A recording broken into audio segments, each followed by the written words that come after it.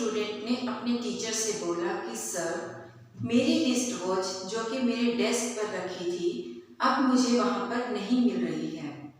उसके टीचर ने पूछा कि आर यू श्योर कि तुम्हारी रिस्ट वॉच तुम्हारे डेस्क पर ही थी और तुम्हारी रिस्ट वॉच डेस्क पर क्या कर रही थी? तो उस बच्चे ने कहा कि सर, मेरी जो रिस्ट वॉच थी उसकी पिन मुझे चुभ रही थी, इसीलिए मैंने अपनी रिस्ट वॉच को उतार कर डेस्क पर रख दिया था। अभी मैं 2 मिनट के लिए क्लास से बाहर गया था, वापस आने के बाद मुझे अपनी रिस्ट वॉच अपने डेस्क पर नहीं मिली। तो टीचर ने बोला कि इन बिटवीन ना तो कोई क्लास से बाहर गया है, ना ही कोई क्लास के अंदर आया है। इसका मतलब वो रिस्ट वॉच क्लास के ही किसी स्टूडेंट के पास है। तो ऐसा करते हैं कि बारी बारी हम सभी स्टूडेंट्स की तलाशी लेते हैं। अब टीचर ने ये बात बोल तो दी, लेकिन उस टीचर को इस बात का भी डर था कि अगर उस स्टूडेंट को हमने पकड़ लिया, उस स्टूडेंट को अगर गिल्ट का फील हो गया तो वो कभी किसी से नज़र नहीं मिला पाएगा।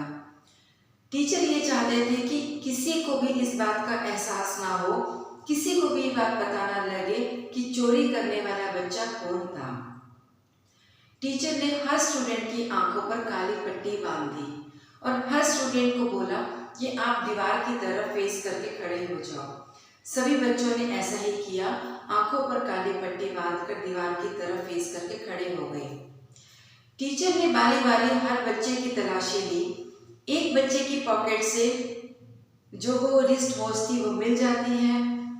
वो टीचर उस बच्चे को उसकी रिस्ट वॉच वापस कर देते हैं और क्लास एज इट इज, उसके बाद अपना सिस्टम जैसे चल रहा था वैसे ही चलने लगता है।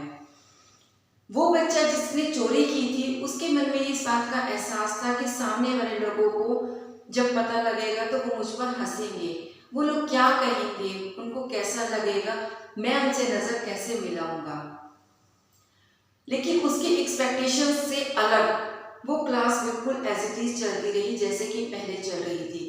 किसी ने भी उसको ऐसी नज़र से नहीं देखा कि उसको ये आइडिया भी हो कि सामने वाले को पता है कि चोरी मैंने की थी। 2 दिन, 3 दिन, 4 दिन, बहुत दिन निकल जाते हैं, लेकिन कोई भी इस बात पर रिएक्ट नहीं करता। धीरे धीरे सबका सेशन पूरा हो जाता है, सब अपना स्कूल कॉलेज पूरा कर कर चले जाते हैं।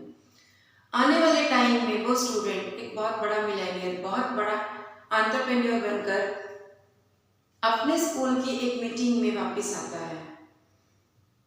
वहां आकर अपने उसी टीचर के पैरों को हाथ लगाता है और टीचर से पूछता है कि सर, आज मैं अगर जिंदा हूं तो आपकी वजह से।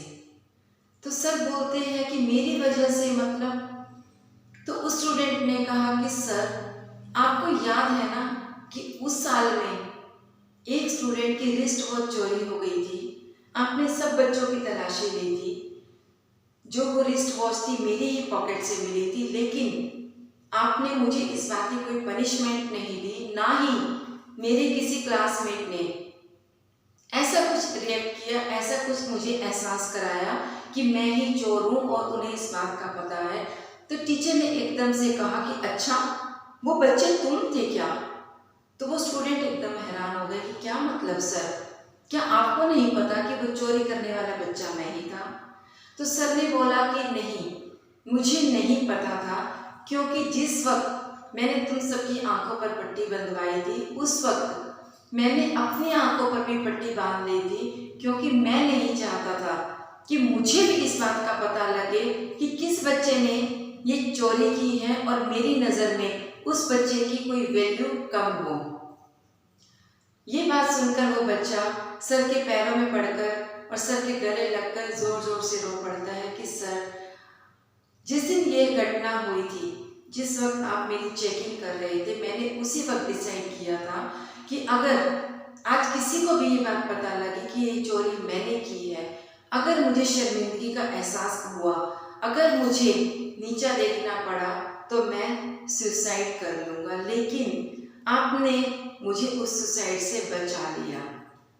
दोस्तों, हम लोगों में कितनी हिम्मत होती है कि हम किसी की गलतियों को नज़रअंदाज कर सकें या किसी की गलतियों को भुला सकें, या किसी को इस बात का एहसास कराए बिना कि उसने जिंदगी में कोई गलती की है, हम उसे संभलने का, सुधरने का कोई मौका दे सके।